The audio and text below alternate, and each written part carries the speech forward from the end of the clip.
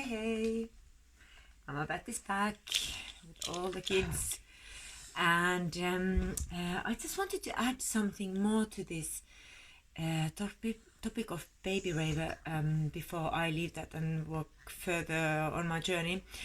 I don't mind my dog trying to kill the baby raver at the moment. I think he's a bit jealous.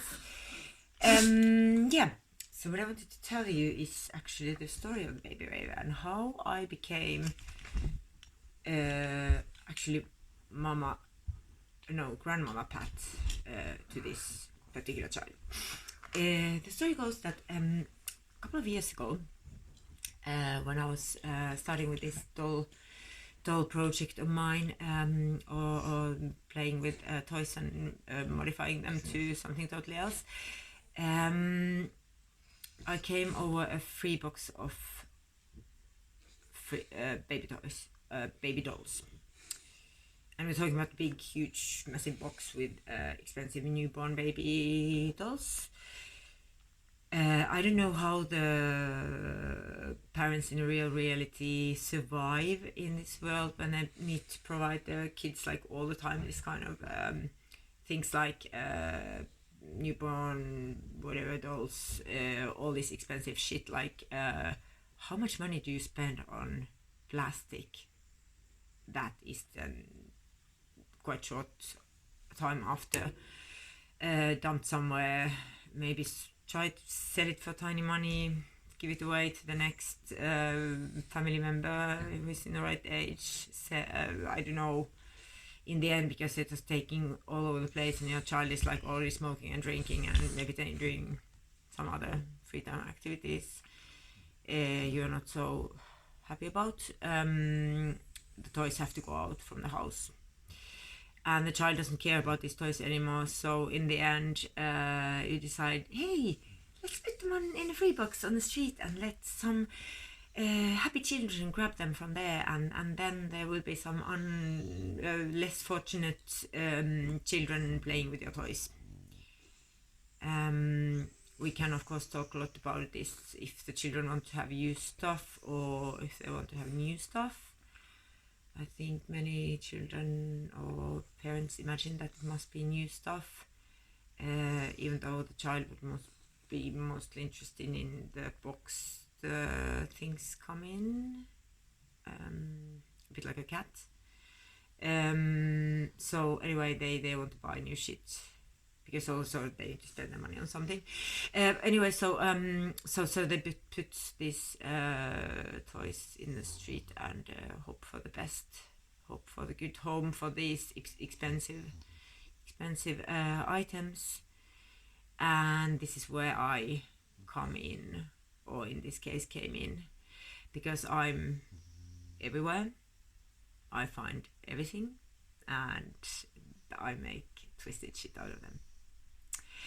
And these particular toys, in that period of time, I was making harnesses where I sprayed the toy's head black and detached it from the body and made harnesses out of it with tubes and futuristic shit and a bit scary and giggerish and whatever you call it.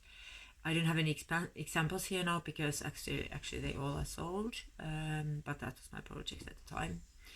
So I had like a base in my workroom where I was spraying the dolls black and later just cutting the heads off. Very like therapeutic activities, I would say. I don't know why, but I just found it very interesting, positive, satisfying activities. And then this particular doll was the next. It's turned into a harness, and I was about to cut the head off, and it laughs. And when you're trying to cut its head off, laughs to you like this, your first thought is that, okay, now I'm gonna die. I'm like, my days here are over and I will never see the daylight again. So basically, I decided that this particular doll could keep its head, because even though it didn't have the body anymore, it just would have the head. I think the head would come to hunt me, and basically I would anyway be dead. So I had to just choose if it would keep the head or, yeah, be with the whole system. And anyway, it's like it's more expensive when they have a function, so it's kind of better to keep them as they are and then see what comes out of it. So I kept it, and then it was like in a separate room for me, and from time to time it kept laughing on its own. And every time it happened, I was thinking, okay, today is the day when it's my last day. Actually, I was just waiting for it. But I'm still alive, and this doll is still around. And now it's actually the baby raver. And then one day, I don't know why it was on the floor, or maybe it was like crawling after us, trying to kill us. My friend accidentally like stepped on its hand, and it's calling its papa. I was like, what the fuck? And then we tried the other hand, and oh my god, it's like, it's okay.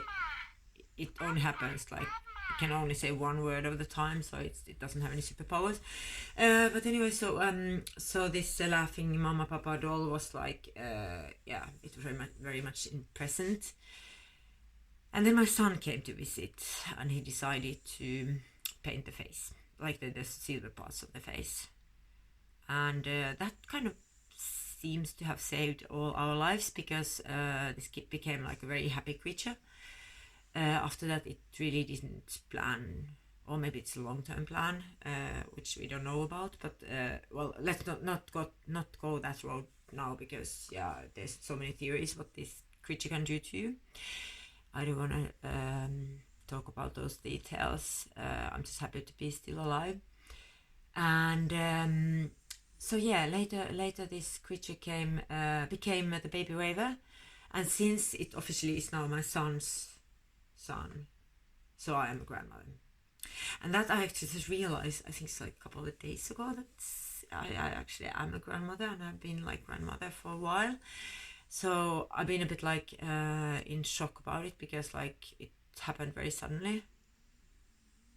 I think actually like it always happens very suddenly, but in my case it was like we talked about nanoseconds, and the thought hit me, and then I was like, oh my god, what the fuck, I'm actually a grandmother.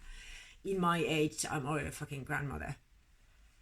I was not born in 1999, by the way. I was born in 1975, so you can just count.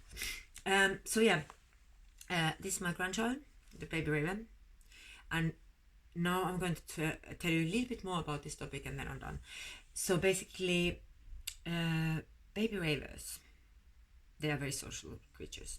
They from the very, very moments they start connecting with each other. If you put the baby ravers in a baby rave, they will immediately, within 5 minutes, they all know each other. They have shared a lot of information with each other. They are planning their first DJ collective. They are organizing events. It's very social, and they have a lot of good ideas. And they start like exchanging ideas how to decorate themselves, what they should wear, and also what this you need to be prepared to, what kind of tattoos they're gonna have. This guy here is Kenboy, baby Raver's best friend. He's also he was actually like born with maybe 50% of his tattoos already. Like he was born with tattoos. This is kind of a miracle comparable to Jesus stuff. So yeah, he's very unique. He's like one of a kind in this world. And his mother was